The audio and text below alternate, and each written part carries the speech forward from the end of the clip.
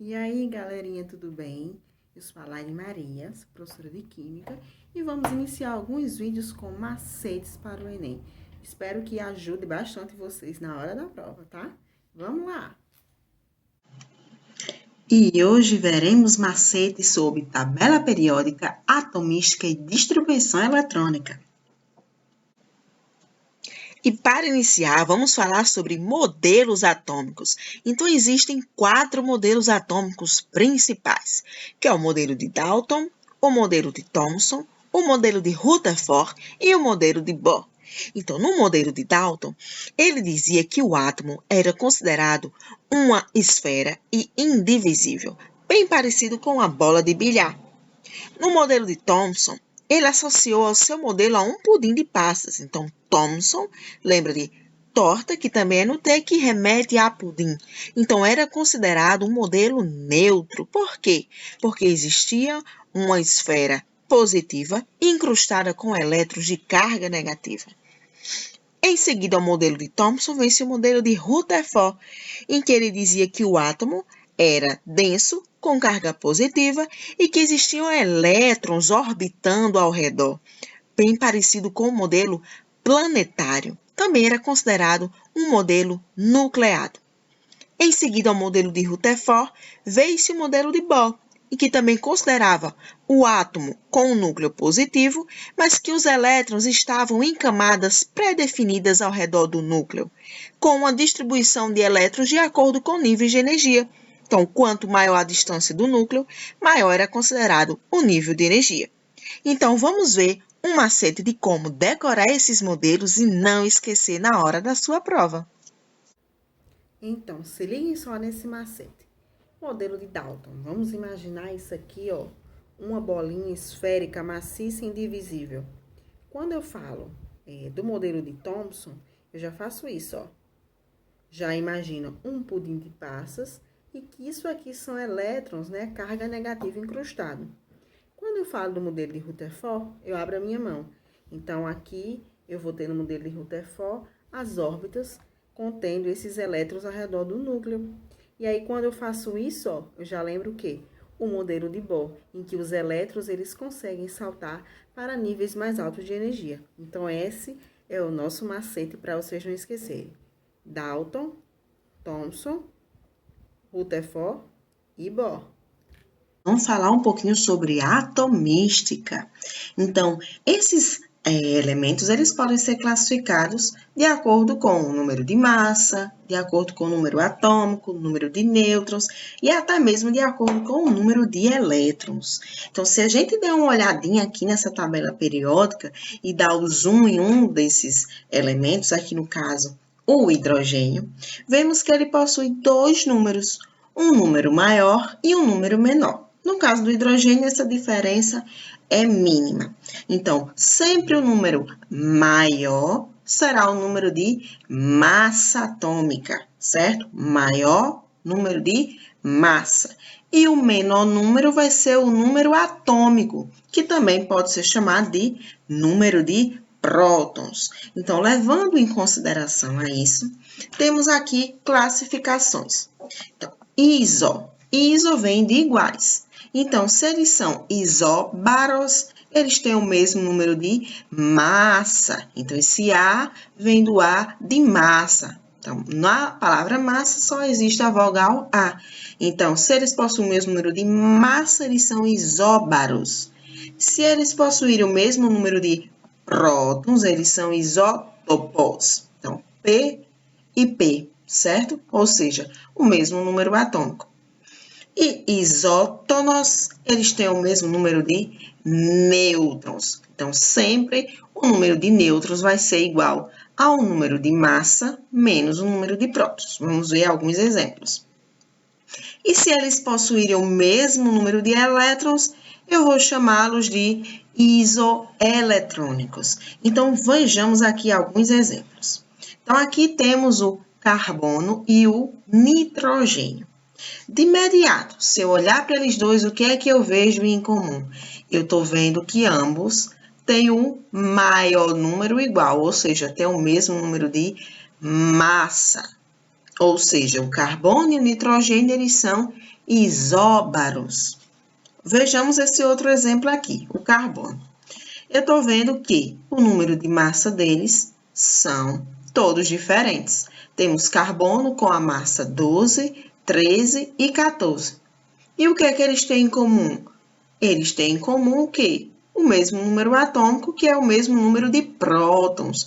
Então, eles são isótopos. No caso do hidrogênio, eles já são mais chiques.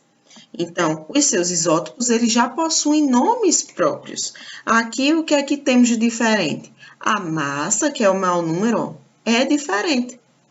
Porém, o número de prótons de todos eles é igual a 1, ou seja, eles são isótopos. Aqui temos o hidrogênio comum, que também é considerado um próton, lá na radioatividade. Temos o deutério, porque deutério, esse D vem de 2, número de massa 2. E o trítio, que tem o número de massa 3. Então, todos eles são isótopos do hidrogênio, porque possuem o mesmo número de prótons. Vamos ver aqui exemplos de isótonos. Aqui temos o berílio e temos também o boro. E o que é que eles têm em comum? O número de massa, que é o maior número, é o quê? Diferente. O número de prótons, que é o menor número, é o quê? Diferente. E agora, o que será que eles têm de iguais? Eu vou diminuir um pelo outro para ver se pelo menos o número de nêutrons é igual. Então, 10 menos 4, 6. 11 menos 5, 6. Ou seja, o que eles têm de igual é o número de nêutrons. Então, sempre que de imediato vocês não encontrarem nenhuma semelhança, diminua um pelo outro e veja se o número de nêutrons é igual. E aqui um exemplo de isoeletrônicos, que tem o mesmo número de elétrons. E, imediatamente vemos que a massa é diferente e que também o número de prótons é diferente. Se eu diminuir um pelo outro, 19 menos 9 dá 10. E 27 menos 13 dá 14. Ou seja, não estou conseguindo ver nada diferente. Mas veja só, eles são íons. Aqui temos um íon ânion e aqui temos um íon cátion, de carga positiva. Quando eles não são íons, o número de prótons tende a ser igual ao número de elétrons. No caso dos íons, eu vou pegar um número de prótons e levar em consideração a carga daquele íon. Então, se o número de prótons é 9, aqui ele está me dizendo que quer ganhar mais um elétron, ele quer ficar mais negativo, precisa de mais um elétron. Então, 9 mais 1, 10 elétrons. Nesse caso, o número de prótons é 13. Ele está me dizendo que quer perder 3 elétrons, porque ele quer ficar mais negativo. Então, ele tem que perder esses 3 elétrons. Se ele perder os 3 elétrons, 13 menos 3, 10. Ou seja, eles possuem o mesmo número de elétrons. Então, sempre que tiver ânion ou cátion, prestar atenção e sempre levar em consideração o número de prótons, mais ou menos aquele valor, dependendo do valor da carga. Se vier negativo, vocês somam. Se vier positivo, vocês diminuem e conseguem encontrar o número de elétrons. Agora veremos como é feita a distribuição eletrônica. Então, essa distribuição de elétrons é feita com base no diagrama de Linus-Pauling. Então, verificando aqui essa imagem, temos uma eletrosfera. Temos aqui o núcleo e aqui camadas com elétrons.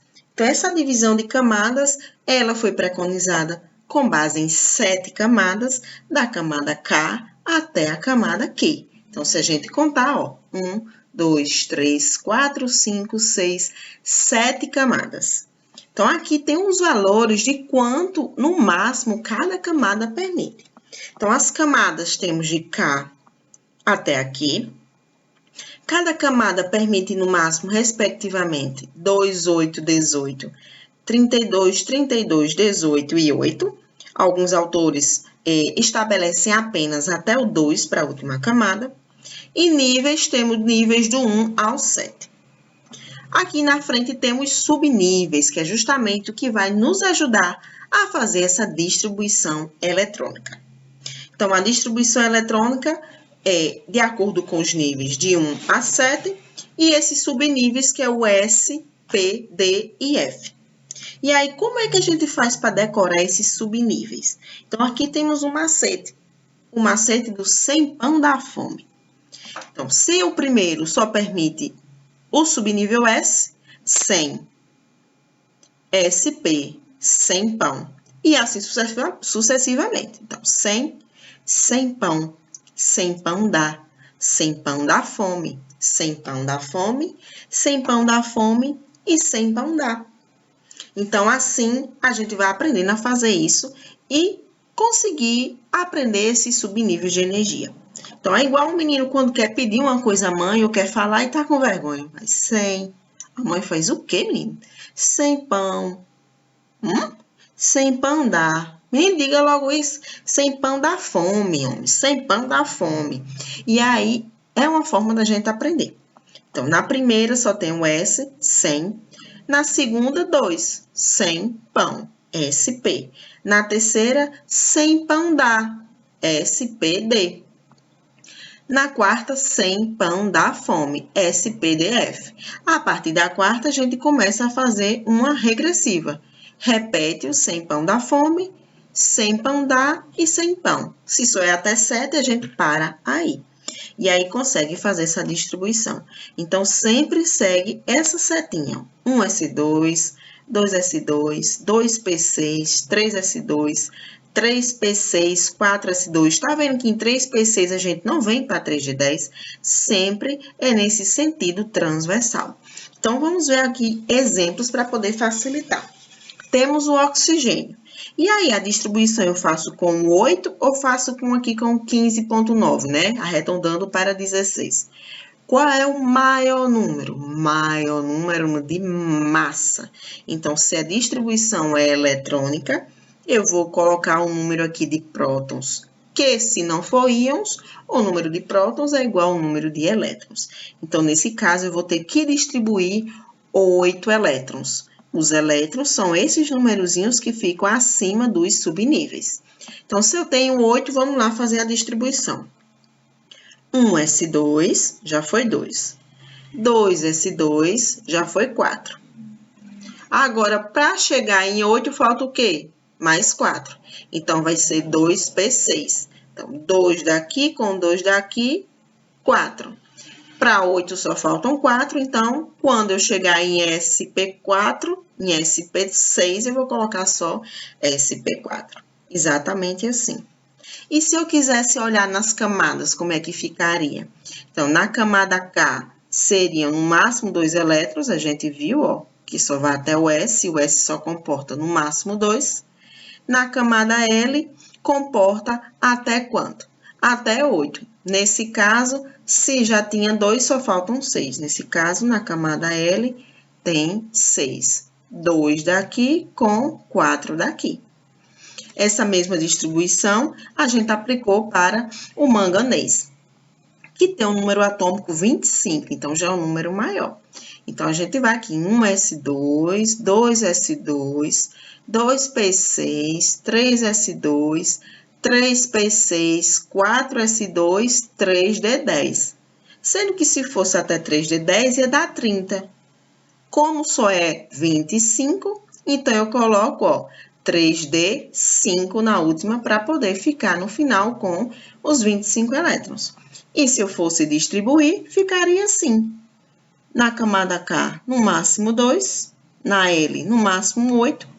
Na M, no caso, ficou incompleta com 5 a menos. Por quê? Porque a distribuição segue os subníveis dessa forma, tá? Na diagonal.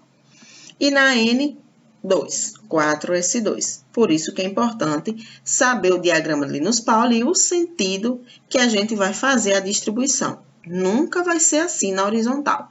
Sempre vai ser assim, na diagonal, ok?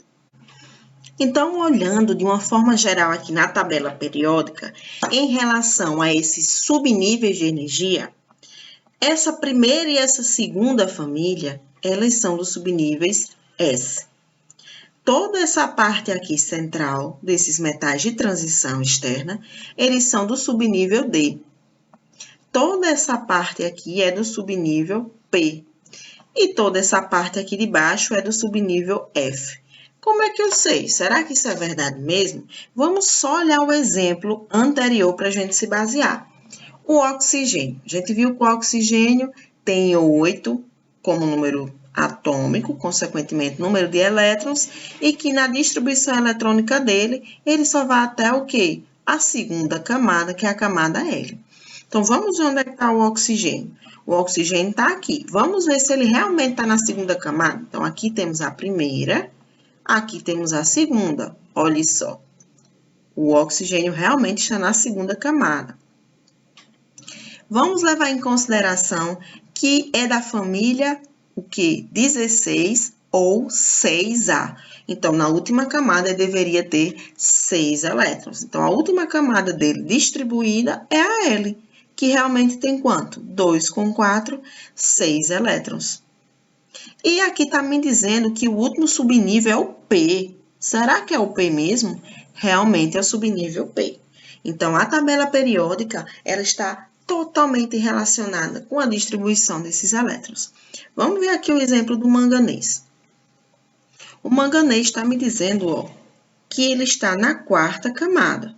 Será que está mesmo? A primeira, segunda, terceira, quarta. Olha aqui o manganês. Muito bem. E aí, está me dizendo que ele está, a última, está no subnível D. Então, aqui a gente vê que tem um S, mas o maior realmente é no D, onde tem o maior número de elétrons da última, né? A última camada que tem o maior número de elétrons é a D. A P não é a última que tem o maior número, mas a última que tem o maior número realmente é a D. Por isso que ele está aqui, nessa parte de transição externa. E para finalizar essa parte de tabela periódica, muitos alunos perguntam, e aí, professora, será que precisamos decorar a tabela periódica? E realmente não é necessário. Alguns elementos, como por exemplo, o hidrogênio, o carbono, o nitrogênio, o oxigênio e esses aqui, os halogênios, que são da família 17 ou família 7A, são necessários que a gente tenha noção, pelo menos da sua localização, do seu número de massa e do seu número atômico. São elementos comuns que geralmente não vêm dados suficientes na prova para fazermos as questões. Porém, vou deixar aqui algumas diquinhas, pelo menos para as principais famílias, de como a gente conseguir decorar o nome desses elementos químicos. E aqui vamos para a primeira família, que é a família dos alcalinos, que é onde vai ter o hidrogênio. Então, como é que eu faço para decorar? Então, aqui tem uma frase, ó. Hoje, né, do H, li na cama com Robson Crusoe francês. O que é isso, professora? Li de lítio, na de Na, que é o sódio, cama, esse K vai ser de quê? Do potássio. O Robson, esse RB, vai ser do rubídio. O Crusoe, onde tem o C e o S, vai ser do césio. E aqui o francês do frâncio. Então, li na cama com Robson Crusoe francês. Se por acaso vocês quiserem, de fato, decorar. Na segunda família temos Bela Margarida casou com o senhor Barão Ratão. O que é isso? Então, a gente sempre tem que associar aos elementos na tabela periódica, como berílio, como magnésio, cálcio, estrôncio, o bário, certo? E aí, assim, a gente vai fazendo algumas associações. É interessante saber a família dos alcalinos e alcalinos terrosos, a família dos calcogênios, que é essa família 16 ou família 6A, onde temos aqui oxigênio, enxofre, o selênio, o teônio, o polônio, onde a gente pode classificar como os 7 porquinhos. Normalmente seriam os 3 porquinhos, mas aqui a gente está usando associações para aprender, ou pelo menos tentar aprender, essa tabelinha periódica. Aqui na família dos halogênios, Temos o flúor, o cloro, o bromo, o iodo e o astato, né? São os principais. Como era que eu poderia colocar uma frase? Ficou claro que a Brahma imitou a Antártica. Sem dúvida a Brahma imitou a Antártica. Então, ó, flúor, cloro, bromo, iodo e astato. E aqui os elementos que são os gases nobres, considerados gases nobres, são aqueles que já têm o quê?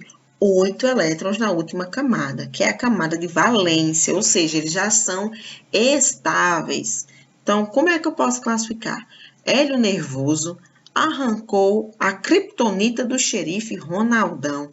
Então, isso aqui são exemplos de algumas formas de como a gente querer decorar algumas famílias que são consideradas principais, né, que mais são cobradas, os seus elementos da tabela periódica na prova do Enem.